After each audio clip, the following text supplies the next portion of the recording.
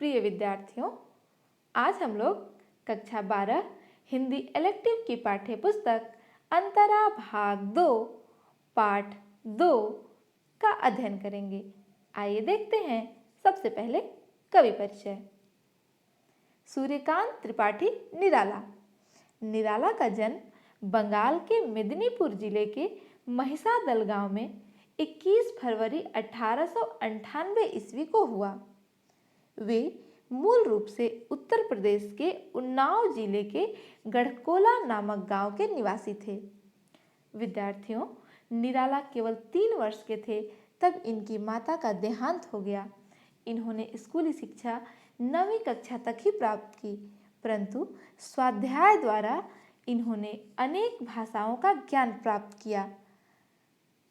विद्यार्थियों, निराला जी का पूरा जीवन विषम परिस्थितियों से टकराने और अंततः दृढ़ता से उस पर विजय पाने की अमर गाथा है।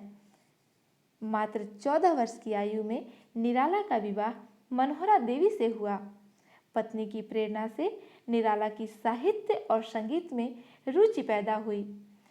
इसी बीच 1918 ईस्वी में देश में महामारी का प्रकोप फैला और जैसे निराला के परिवार पर दुखों का पहाड़ टूट पड़ा। सबसे पहले इनके पिताजी चल बसे और कुछ ही दिनों बाद चाचा, चचेरे भाई, भाभी, भतीजों और फिर पत्नी की भी मृत्यु हो गई। उनके परिवार के साथ ही उनका आधा गांव भी इस महामारी की चपेट में आ गया। पत्नी की देहांत का इन पर गहरा प्रभाव पड़ा और अंत में पुत्री सरोज की मृत्यु ने निराला को भीतर तक झकझोर दिया। आर्थिक संकटों, संघर्षों व जीवन की यथार्थ अनुभूतियों ने निराला जी के जीवन की दिशा ही मोड़ दी। निराला छायावाद के प्रमुख 4 स्तंभों में से एक हैं। छायावाद के महेश के रूप में जाने जाने वाले निराला ओज, औदात्य एवं विद्रोही कवि के रूप में जाने जाते हैं। अपने जीवन में निराला ने मृत्यु का जैसा साक्षात्कार किया था, उसकी अभिव्यक्ति उनकी कई कविताओं में दिखाई देती है। आइए देखते हैं अब निराला की प्रमुख रचनाएं।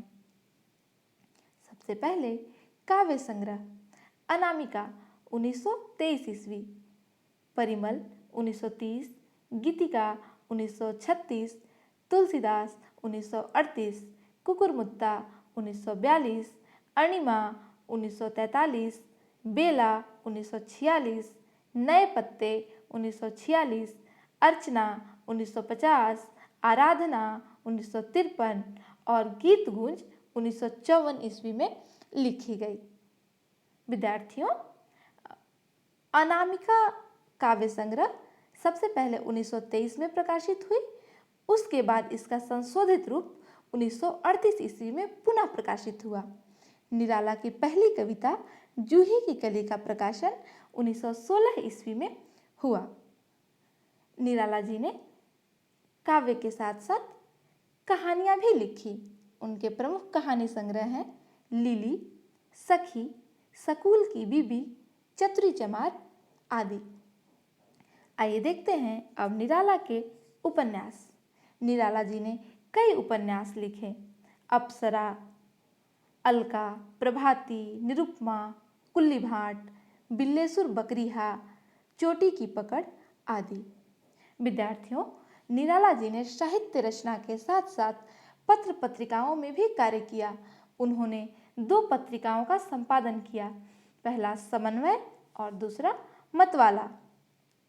निराला का संपूर्ण साहित्य निराला रचनावली नाम से 8 खंडों में प्रकाशित है और हिंदी साहित्य के इस महान कवि का निधन 15 अक्टूबर 1961 ईस्वी को इलाहाबाद में हुआ।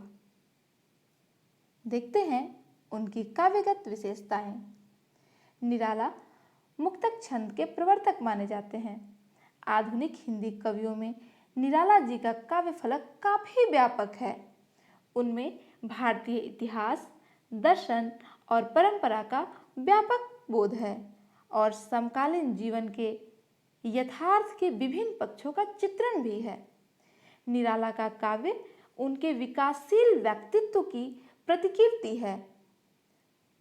निराला की काव्य कला की सबसे बड़ी विशेषता है चित्रण कौशल, अर्थात निराला जी अपने काव्यों में इस तरह से किसी भी व्यक्ति को या किसी भी प्रकृति से जुड़ी हुई वस्तु को चित्रित करते हैं मानो वह मानव हृदय की भावना से परिपूर्ण हो। अर्थात इनके काव्यों में प्राकृतिक चित्रण के माध्यम से मानव हृदय की भावना व्यक्त की गई है। भावों की सूक्ष्म अभिव्यक्ति इनके काव्यों की मुख्य विशेषता रही। आइए देखते हैं इनकी भाषा शैली। निराला की काव्य भाषा में अनेक रूप और स्तर हैं। भाषा का कसाव, शब्दों की मितव्ययिता और अर्थ की प्रधानता उनकी काव्य भाषा की प्रमुख विशेषता है। भाषा पर निराला जी का असाधारण अधिकार है। निराला की काव्य भाषा में दो शैलियां स्पष्ट है। एक गहन विचारों से ओतप्रोत उत्कृष्ट तत्सम प्रधान शैली और दूसरी सरल प्रवाहपूर्ण उर्दू के शब्द लिए हुए व्यंग्यपूर्ण और मुहावरेदार शैली। उनके काव्यों में भावों के अनुसार भाषा और लय का निर्वाह स्पष्ट दिखाई पड़ता है। मैं उम्मीद करती हूँ निराला जी के जीवन से संबंधित सभी जानकारियाँ आप अच्छे से प्राप्त कर पाए, इसे समझ पाए, और यदि आप इसे समझ पाए हों तो आप इसे अपने दोस्तों के साथ शेयर करें और हिंदी दर्पण चैनल को सब्सक्राइब करें ताकि इस विषय से संबंधित और भी वीडियो आपको मिलती रहे।